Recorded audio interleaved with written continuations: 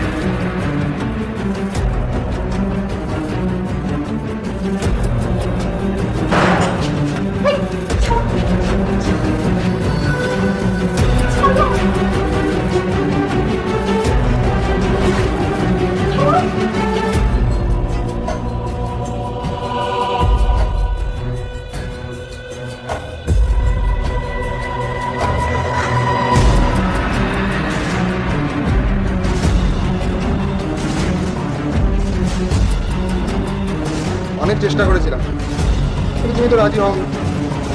আমার তো চাই, তাই বাধ্য হয়ে এত কষ্ট করতে হবে। এসব দরকার ছিল না বৌদি, সহজেই সব কিছু হতে পারে। দাঁড়া,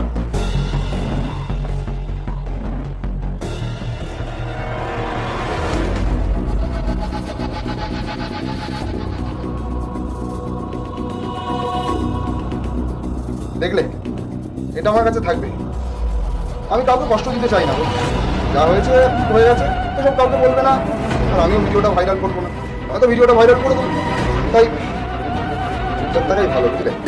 না না না না, এইসব ছবি তুমি কাউকে দেখিও না, আমাকে বাঁচতে দাও। দেখাবো না তো, যদি তুমিও আজকের ব্যাপারটা ভুলে যাও কিচ্ছু হবে না।